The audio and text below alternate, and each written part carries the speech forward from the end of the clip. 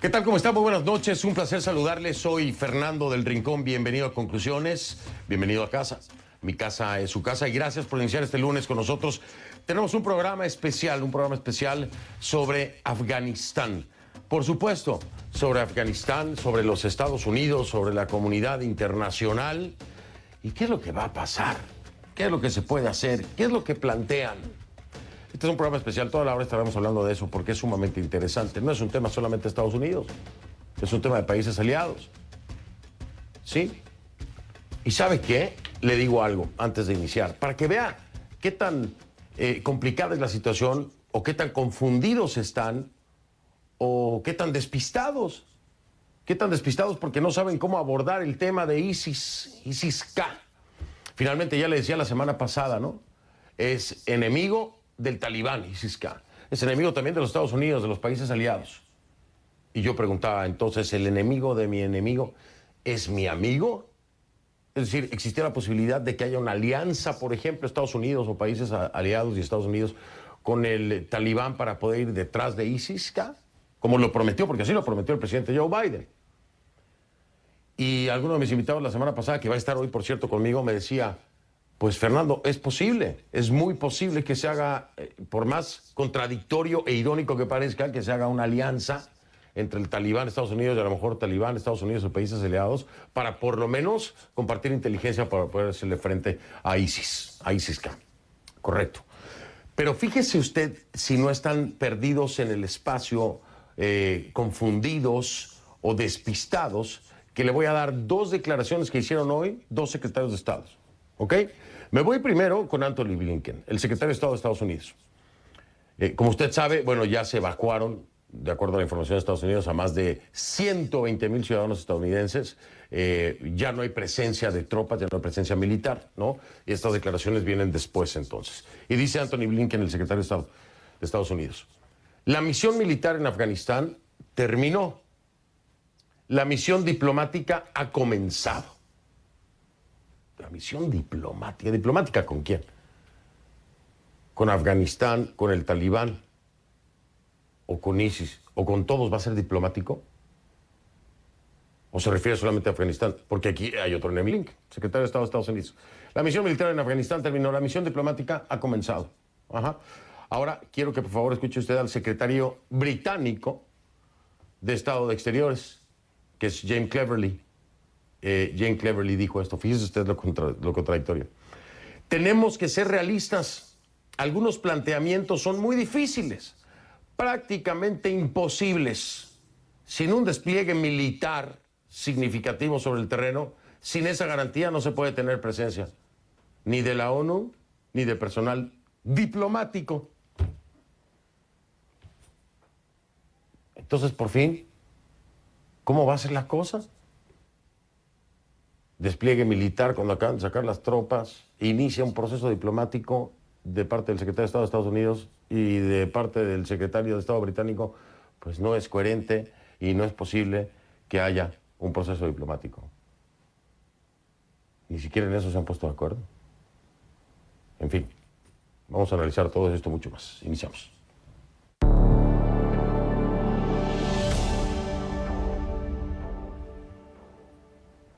Y le pido que a partir de ese momento me acompañe utilizando la etiqueta numeral Conclu Afganistán para todo este programa especial. Conclu Afganistán, el hashtag es Conclu Afganistán. Sus comentarios, por favor, a mi cuenta en Twitter, @soyfdelrincón, @soyfdelrincón, la etiqueta numeral Conclu Afganistán. Given the nature and reach of our enemies, we will win this conflict by the patient accumulation of successes, by meeting a series of challenges with determination and will and purpose. Today we focus on Afghanistan, but the battle is broader. Every nation has a choice to make.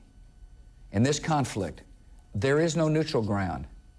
If any government sponsors the outlaws and killers of innocents, they have become outlaws and murderers themselves, and they will take that lonely path at their own peril. On my orders, the United States military has begun strikes against al-Qaeda terrorist training camps and military installations of the Taliban regime in Afghanistan. These carefully targeted actions are designed to disrupt the use of Afghanistan as a terrorist base of operations and to attack the military capability of the Taliban regime. Así comenzaba en octubre de 2001 la guerra en Afganistán. Por supuesto, ahora todos los ojos están sobre Biden. Sí, pero esto es no solamente la administración de Biden, es la administración de Obama. En fin, bueno, ahí lo tiene usted. Ese es el origen. George W. Bush. George Walker Bush. En ese momento no lo sabíamos, ¿no? Pero sería la guerra más larga de Estados Unidos. ¿Cómo se inició? Pues se inició con promesas de éxito, como se inicia todo cuando se trata de guerras de Estados Unidos, ¿no? Promesas de éxito. Porque lo mismo ocurrió en Vietnam, ¿eh? Promesa de éxito que nunca fue. Y aquí también, promesas de éxito que hacía el entonces presidente George Walker Bush y que terminó como ¿qué? Como un fracaso. Un fracaso contundente que salpica, como ya le decía, a 4 presidentes de Estados Unidos, a 4 administraciones. En Afganistán, nada absolutamente salió como se esperaba. El general de división Chris Donahue fue el último soldado estadounidense en salir de Afganistán. Chris Donahue. El Departamento de Defensa compartió esta foto del momento exacto en el que el comandante general de la 82ª División Aerotransportada se subía a bordo del avión militar C-17, dando por finalizada la misión en Kabul. Donahue, con una amplia trayectoria, ha estado desplegado 17 veces en apoyo de operaciones en Afganistán, Irak, Siria, en el norte de África y Europa del Este.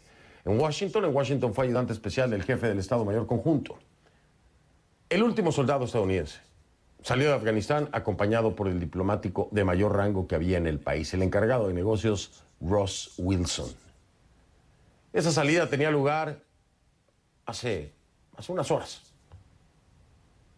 Y aquí vemos cómo el último avión militar del ejército de Estados Unidos despegó del aeropuerto internacional de Kabul, Hamid Karzai, donde ya es, en este momento, 31 de agosto. 31 de agosto era la fecha que se había fijado como límite para la retirada de los efectivos estadounidenses.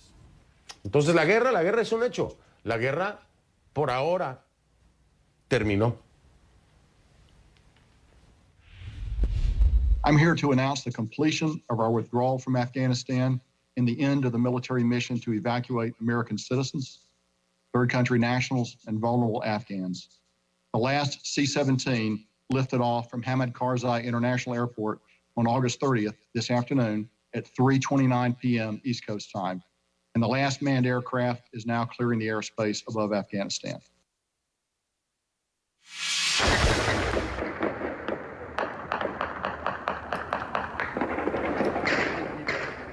Eso que escucha es lo que ocurrió después del último despegue, después del último avión, después del último soldado. Una lluvia de disparos al aire. Claro, porque para el talibán, ellos son los vencedores. Y lo son. Esa es la euforia de los vencedores. En cuestión de minutos, los talibanes declararon la independencia total del país. Una fecha histórica en la que, efectivamente, triunfó el talibán. Y por surrealista que parezca, tienen el voto de confianza de Estados Unidos y de países aliados. Escuche usted. Vamos a ser firmes con el contraterrorismo. El talibán ha hecho un compromiso para que los terroristas no utilicen Afganistán como punto de ataque, incluso a Al-Qaeda, el talibán y el enemigo más acérrimo del talibán, ISIS-K. Ahí también los vamos a hacer cumplir al compromiso que ellos han establecido. Tenemos ciertas expectativas del talibán, pero no significa que vamos a confiar en el talibán. Vamos a seguir vigilantes y nosotros lo monitoreamos por nuestra propia cuenta. Vigilaremos esa región y haremos lo que sea necesario, como hemos demostrado los últimos días, atacando los facilitadores de ISIS y todos los que se encuentran en Afganistán y en todo el mundo, cuando incluso no tenemos fuerzas militares en el terreno. Sin duda, la retirada estadounidense de Afganistán será debatida, estudiada durante años por los historiadores, criticada seguramente también por muchos, como lo es ahora. Y terminada la guerra, quedan en el aire una cantidad enorme de preguntas sobre, primero, la utilidad del conflicto, entonces, ¿no? Y si valió la pena, la muerte de tantos soldados estadounidenses. ¿Para qué? ¿Qué se logró con el último sacrificio de los soldados estadounidenses en Afganistán? Además de eso, primero eso, por supuesto, primero eso. Y después súmele usted el dinero. Estos 20 años, Estados Unidos invirtió 2 billones de dólares en Afganistán. ¿Qué cuántos soldados murieron? ¿Sabe cuántos soldados murieron? 2.461 soldados murieron en la batalla. ¿Para qué? ¿Para qué? Eso no solo lo pregunto yo, lo dicen los propios militares. A eso se suma que en los últimos 17 días ejecutó la evacuación aérea más grande de su historia, Estados Unidos. Aún así no cumplió con el objetivo de sacar del país a todos los que pretendía. La evacuación, como la guerra, también sangrienta y caótica. Estuvo marcada por la muerte de 13 militares estadounidenses la semana pasada, recuerda usted, en un atentado terrorista en el aeropuerto. Todos terminaron pagando con su vida los errores de la guerra. Y los errores, no de una sola administración, de 4 administraciones de los Estados Unidos. Jared Smith tenía 20 años, Humberto Sánchez, 22, Dylan Merola, 20, también 20, era la edad de David Espinosa. Hunter López tenía 22 y Degan Page, 23. La misma edad tenía Nicole G., 23 años. Darren Hoover fue el de mayor edad ese día. ¿Sabe cuántos años tenía? 31. Joanny Rosario Pichardo, 25. Ryan Knauss, 23. Karim Nikoui, 20. Maxton Soviak, 22. Y Riley McCollum, 20. ¿Ve usted las edades? Todos ellos perdieron su vida. Y muchos otros más. ¿Para qué? Son 20 años de muerte. 20 años de inversiones millonarias para volver al punto de partida. 20 años después, Estados Unidos devolvió el poder a los talibanes. A los mismos que prometió derrocar en 2001 para vengar los atentados terroristas del 11 de septiembre. Y los mismos que hoy siguen manteniendo estrechos vínculos con otras organizaciones como ¿quién? Como Al Qaeda, ¿eh? Y con otras organizaciones terroristas. Pues ahí lo tiene usted. 20 años. ¿Para qué? Vamos con los invitados.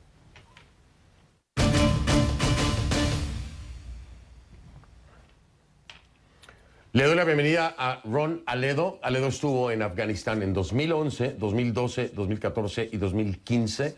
Fue contratista y analista de la CIA, asesor de inteligencia de la policía afgana y es oficial retirado del Ejército de Estados Unidos y oficial del Estado Mayor Conjunto del país.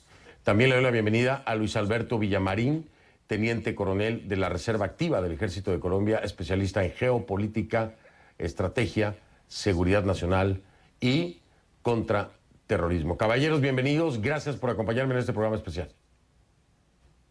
Encantado de estar aquí. Muchas gracias por la invitación, Fernando. Muy amable. Al contrario, gracias a ustedes por aceptar la misma. Voy a iniciar, si me lo permiten, con Ron Aledo. Ron, la pregunta que hacía yo. 20 años. ¿Para qué? ¿Qué es lo que podemos rescatar de positivo? ¿O cuál es el logro que podemos subrayar después de 20 años, después de miles de soldados muertos? ¿Para qué, Ron? Para nada, en absoluto. Ha sido un desastre total.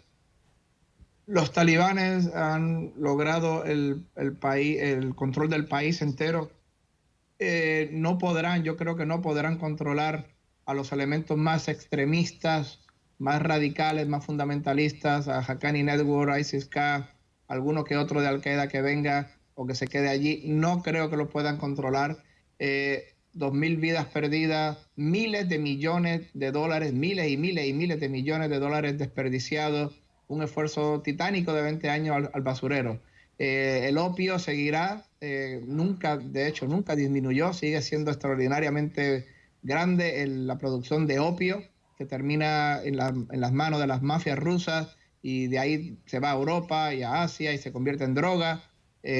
China ahora va a reemplazar a Estados Unidos, va a sacar los minerales raros, va a sacar el litio, va a hacer la minería allí, va a aumentar su poder geopolítico, llenar el vacío. O sea, un verdadero desastre para nada. Ha sido 20 años de un esfuerzo titánico que hizo Estados Unidos, que hicimos muchísimos de nosotros para terminar en el desastre. Y lo que más me temo es que hay muchos americanos que no han podido salir, muchísimo más que esos 200 que dice el Departamento de Estado, en Herat, en Helmand, en Kandahar, en Kabul, dobles ciudadanos que tienen las dos nacionalidades, afgana y estadounidense, que estaban allí visitando y les pilló de sorpresa el triunfo de los talibanes. Green card holders, personas que no son ciudadanos americanos, pero son green card holders. Me parece a mí que son miles los que están allí, que han quedado atrapados, y los talibanes van a negociar con Estados Unidos para ganar muchos millones de dólares antes de dejarlos salir. Y por más que se hayan acercado a Naciones Unidas el día de hoy, precisamente en donde el Consejo de Seguridad aprobaba esta resolución en la que pues esperaba que el talibán asegure o garantice el desplazamiento precisamente de todas las personas que pretendan salir de territorio afgano, como ya lo decía Ron, por más que hayan dicho, el gobierno estadounidense no mintió, no, el gobierno estadounidense dijo que no hay presencia militar más. Pero de ahí a que hayan salido todos, como dice Ron, pues no. Hay muchos, miles todavía que están allá adentro. ¿Cómo van a salir? Y los van a dejar salir. Pero vamos a entrar en ese detalle con Ron en un momento. Déjame, Ron, incluir al teniente coronel Luis Alberto Villamarín.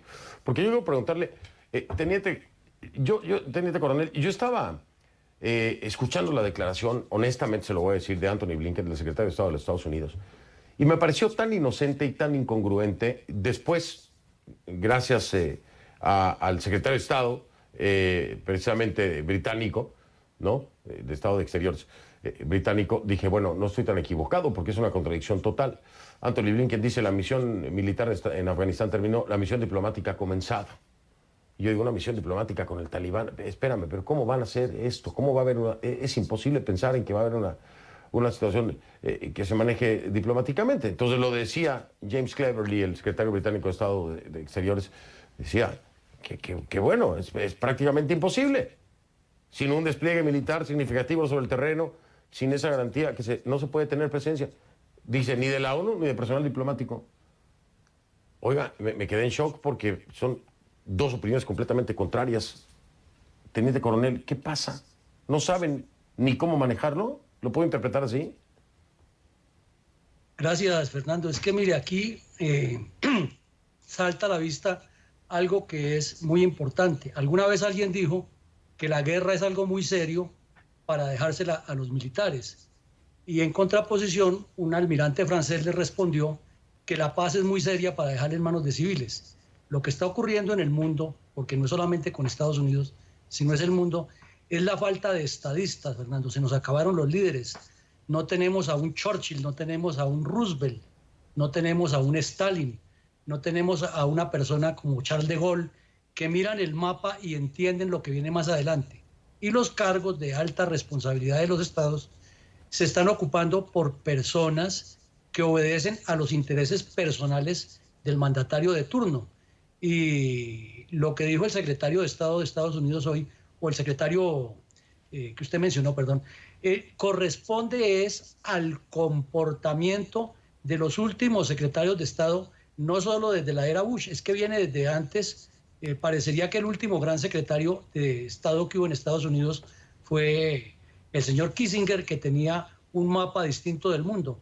De ahí para allá, estos cargos, con excepción de Colin Powell, que tenía algo claro, han sido ocupados por conveniencias políticas y con personas que no conocen de estrategia.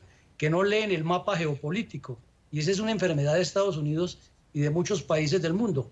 Y en cambio China y la Unión Soviética lo están haciendo. Y ese es el reflejo de que vemos una contradicción tan grande de una persona que sabe que su declaración es histórica el día que terminó la guerra más larga que tuvo Estados Unidos con un fin muy rápido y que dice alegremente a los cuatro vientos como si estuviera defendiendo solamente la imagen de Mr. Biden y no la imagen de la gran nación americana, de su bandera con sus barras y sus estrellas.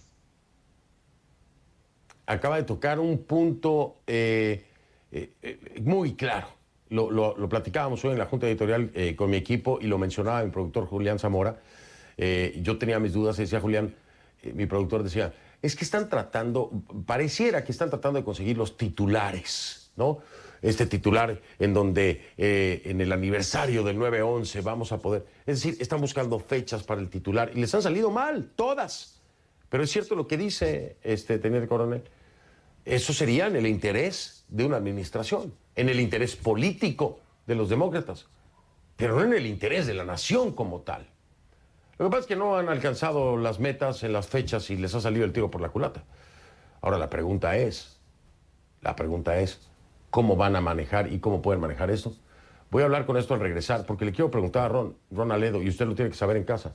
A ver, el talibán no solamente se queda con el poder en términos territoriales, es que además se quedan equipados, ¿sí? Se quedan equipados. Todo el armamento, todo el equipamiento que Estados Unidos le dio a la policía afgana, todo eso que son miles y miles y miles de millones de dólares, todo está ahí. Esas armas ahora están a la disposición del talibán, que si las van a saber usar, seguramente algún policía afgano lo van a obligar a que les enseñe y los capacite, pero están todas las armas. Entonces ahora me viene a decir Anthony Blinken, el secretario de Estado, que llegó el momento de aplicar la diplomacia. Yo estoy seguro que Ron no va a estar de acuerdo. Hacer una pausa, regreso, continúo con mis invitados Ron Aledo y con el teniente coronel retirado, por supuesto, del ejército, de la Reserva Activa del Ejército de Colombia, Alberto Villamarín. Hago una pausa y vengo para seguir hablando.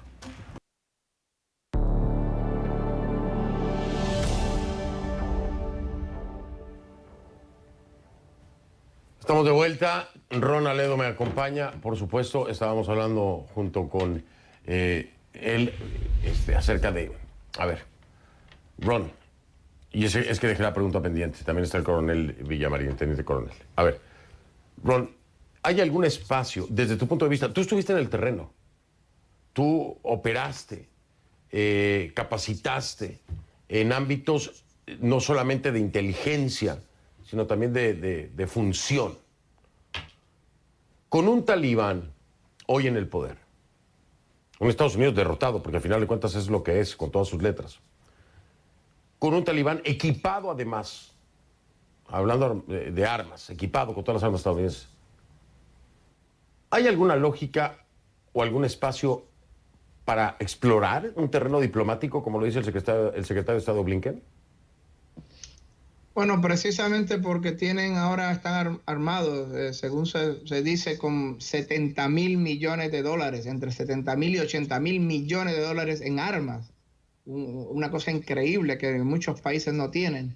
Precisamente por eso los talibanes ahora son muchísimo más fuertes que hace 20 años atrás.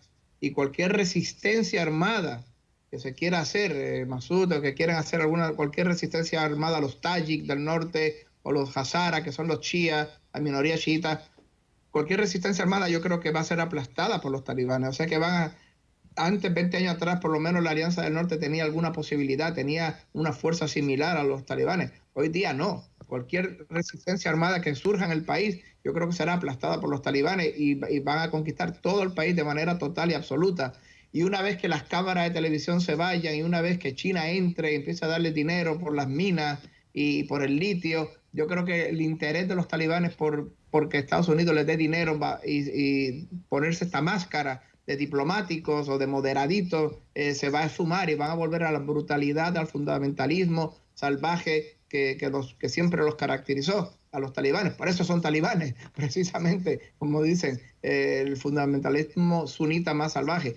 Lo que sí Estados Unidos quiere hacer ahora en las próximas semanas es hablar con ellos de alguna manera para descongelar los fondos que tienen. Recuerda, Estados Unidos congeló montones, cientos de millones de dólares del gobierno afgano, que ahora mismo los talibanes no tienen acceso, y los talibanes van a poner un precio caro para canjear ese dinero que Estados Unidos tiene congelado por precisamente la gente que ha quedado detrás, ciudadanos americanos, green card holder, los que tienen la tarjeta verde, ciudadanos dobles, personas que están atrapadas ahora mismo en Herat, en Kandahar, en Helmand, todas esas personas. Estados Unidos va a tener que pagar un precio caro si es que quiere rescatar a esas personas, y por eso están jugando ahora el juego de diplomáticos los talibanes. Pero una vez que se vayan las cámaras, una vez que tenga dinero los talibanes, una vez que China se meta y empieza a darle millones de dólares por el litio y por los minerales raros, yo creo que se va a ir cualquier careta, cualquier máscara de moderación o de diplomacia que los talibanes ahora estén tratando de dar. Muy interesante lo que me está diciendo, Ron, porque por supuesto hay muchos intereses. También lo veíamos hoy en lo que ocurría en el Consejo de Seguridad de Naciones Unidas. La resolución no pasa por unanimidad y precisamente son China y Rusia los que no dan el voto a favor de esta resolución. Es una resolución en la que prácticamente están pidiendo que el talibán se comprometa a garantizar la seguridad de desplazamiento, que ya le decía yo, el tema diplomático, que lo insiste también Naciones Unidas. Y además se reactiva, que esto es muy interesante, se reactiva la coalición internacional contra ISIS. Y aquí le pregunto al teniente coronel Villamarín. A ver, teniente, me da la sensación de que ya no solamente Estados Unidos, los países aliados están pasando página con el talibán. Es decir, ya el talibán no es más enemigo, ya no es más. Ahora es ISIS-K. Pero desde la perspectiva original y real, si se mantuvieran en lo dicho, tendrían dos enemigos.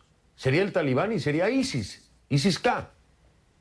Hoy quieren aplicar diplomacia con uno de sus enemigos, que es el talibán, y ya no reconocerlo como tal, porque ya no lo están mencionando como enemigo.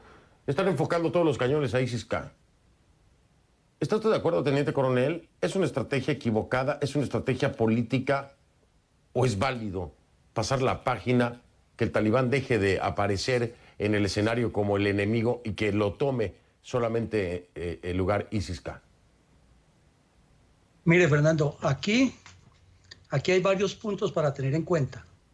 Lo que parecería ser que tiende a orientarse la nueva relación diplomática, como lo ha anunciado el secretario de Estado con los talibán, sería una repetición de lo que pasó con Pakistán. Recordemos que cuando Estados Unidos entra en el 2001 a Afganistán y saca de allí a los talibán, todos se van y se refugian en Pakistán, al otro lado de la frontera, porque tenían el cobijo de la geografía del gobierno pakistaní y de las tribus que viven ahí en la frontera.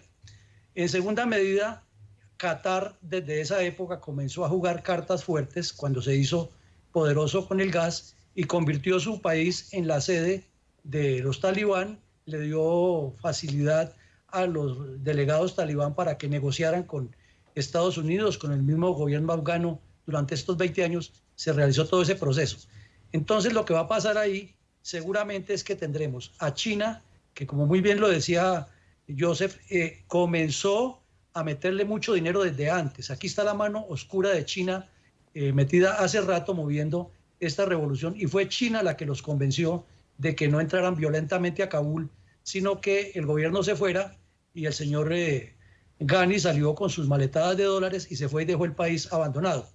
El ejército afgano quedó completamente desmotivado, falto de entrenamiento, falto de capacidad, y entregó las armas, que viene una dificultad que van a tener, que casi nadie le ha tocado en los análisis, y es que las armas necesitan repuestos que son fabricados en Estados Unidos. Entonces, aquí vendría otro triángulo complejísimo. Es que Estados Unidos ha dotado a Pakistán, y nada de raro que los repuestos que se envían a Pakistán o a Arabia Saudita, donde tienen mucha complicidad, terminen en manos de los talibán. Y cuando usted planteaba que un policía puede serles útil para entrenarlos, es que ya hay muchos policías que estaban infiltrados policías y soldados que estaban infiltrados en la fuerza militar y simplemente pasaron de lado, o hasta en la misma CIA, porque recordemos que ahí les explotaron bombas. Entonces, para cerrar la pregunta con lo de ISIS, pues es un engaño que se le está haciendo a la gente decirle que van a combatir únicamente contra ISIS, cuando realmente el enemigo sigue estando en Pakistán, sigue estando en Arabia Saudita, y fuera de eso le están legitimando indirectamente el régimen a un gobierno totalitario que va a seguir cometiendo todas las barbaridades que muy bien lo sabemos todos, que no es sino que se retiren las cámaras y comenzará otra vez esa era medieval. Entonces ISIS-K será apenas un problema de la múltiple cantidad de problemas que hay en el escenario, y tendrán que volver los bombardeos, y tarde o temprano la OTAN y Estados Unidos tendrán que tomar medidas distintas y volveremos a otra guerra de desgaste. Bueno, lo está pronosticando. Ojo, yo coincido enormemente con el teniente coronel Luis Alberto Villamarín. Va a regresar a esa guerra en algún momento. A lo mejor estas declaraciones sobre el talibán y la diplomacia y todo es, pues, nada más para darles confianza, y cuando se sientan cómodos regresaremos a lo mismo. Me tengo que ir, quiero despedirlos, quiero agradecerles siempre su compañía y su conocimiento sobre estos temas que son muy, muy complejos. Es Ron Aledo y también el teniente coronel Luis Alberto Villamarín. Muchas gracias, caballeros. Que pasen buena noche. Gracias. Muy amable, Fernando, por la invitación. Al contrario, ustedes, muy amables. Voy a hacer una pausa. Hay más sobre este programa especial. Regreso en un momento.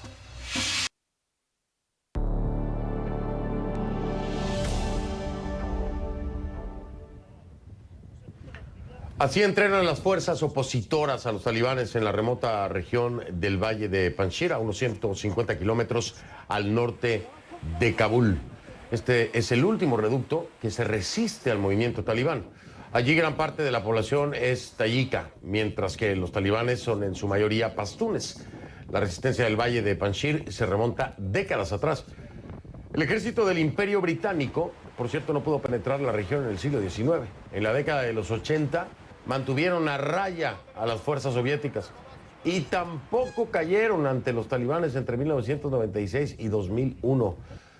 Esta vez parece que, bueno, será más difícil, ¿no?, mantener el pulso.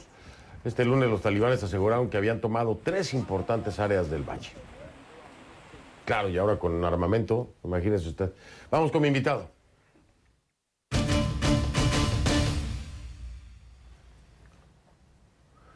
Y le doy la bienvenida a Joseph Umire, director ejecutivo del Centro para una Sociedad Libre y Segura, experto en seguridad, por supuesto. Joseph, ¿cómo estás? Bienvenido, gracias por acompañarme. Gracias, Fernando. Gracias por la invitación, un gusto, un placer. Al contrario, como siempre, es un gusto tenerte aquí. Joseph, te voy a hacer una pregunta que es sumamente difícil, pero me imagino que muchos se la hacen en casa, y quiero tu respuesta con toda honestidad. ¿En dónde y con quién se perdió la guerra? Porque sabemos dónde inició, ¿no? ¿Y por qué? Con George Walker Bush. Pero ha llegado desde Bush hasta Joe Biden. Y estamos hablando de que pasó por Obama y pasó por Trump y llegó a Biden. ¿En dónde y con quién se perdió desde tu punto de vista?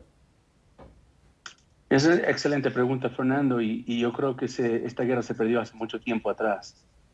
Desde que se entró a Afganistán con una misión de derrocar a Al-Qaeda, capturar sus líderes o matar a sus líderes, que se cumplió en relativamente corto tiempo, estamos hablando de 5 o 6 años, y después, unos años después, se agarró y se mató a Bin Laden.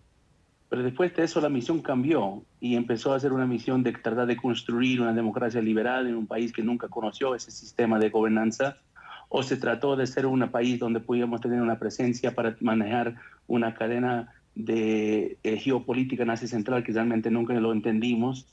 Y bueno, creo que cada presidente, después de George Bush, que inició la guerra en Afganistán, cada presidente quiso salir de Afganistán. Yo creo que el presidente Obama quiso salir de Afganistán, pero cuando se dio cuenta que no es tan fácil salir cuando ya te metiste tan profundamente en un conflicto. Y después lo mismo creo que pasó con el presidente Trump. O sea, él realmente quiso salir, pero no lo pudo hacer. ¿Y por qué no lo pueden hacer? Porque las condiciones en el terreno a veces no te permiten salir en la forma que tú quieres. La diferencia con el presidente Biden es donde yo creo que este desastre se va muy mal, porque en mi opinión el presidente Biden pone un cálculo político encima de las condiciones de terreno, porque toda la inteligencia nos indicaba de que el talibán estaba creciendo a hacer una ofensiva. Esta inteligencia viene desde abril. El propio informe de Naciones Unidas de junio nos dice que el talibán nunca rompió, no ha rompido sus lazos con Al-Qaeda, unas condiciones para poder salir de Afganistán. Entonces eso nos lleva a agosto, y yo creo que el cálculo político fue que el presidente Biden quiso salir de Afganistán para decir en el 20 aniversario de 11 de septiembre, hemos cumplido la misión, hemos terminado la guerra, hemos salido de Afganistán. Pero cuando pones línea de tiempo encima de las condiciones, va este tipo de desastres, porque tu enemigo va a saber cuándo estás saliendo. Entonces yo creo que esto fue una mala implementación de una guerra que realmente estaba destinada a perder, porque la lección número 1 para Estados Unidos después de 20 años en guerra en Afganistán es que nuestro músculo militar no es suficiente hoy en día para ganar la guerra. Qué fuerte lo que acabas de decir, que nuestro músculo militar no es suficiente para ganar las guerras. Y qué bueno que citas el documento de Naciones Unidas, porque yo lo citaba la semana pasada, el jueves precisamente. Había un informe de Naciones Unidas en junio, precisamente como lo decía Joseph, que ya les decía, el talibán está ahí, el talibán está capacitado, el talibán va a atacar en cualquier momento. Y este informe era conocido, por supuesto, por Estados Unidos y por la inteligencia estadounidense, y por la administración Biden. Y a pesar de eso, decidió hacer tomar esta decisión catastrófica, desastrosa. Que, se lo voy a preguntar a Joseph después de la pausa, escucho su respuesta, que le puede costar la presidencia a Biden. Hay rumores ya, hay ruido de un impeachment. ¿Por qué? Por obvias razones. Desastre que cobró la vida de soldados estadounidenses. Hago una pausa y regreso.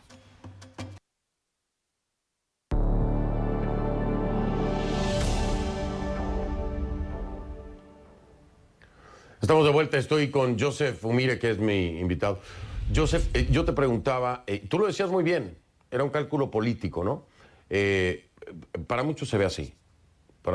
Buscaba la fecha exacta, es decir, toda la producción para lograr el titular y lograr un anuncio en el aniversario del 11 de septiembre. Esto es cálculo político, pero le ha costado muy, muy caro. La derrota, como dices, se dio hace mucho tiempo, pero se le están cargando prácticamente a Biden.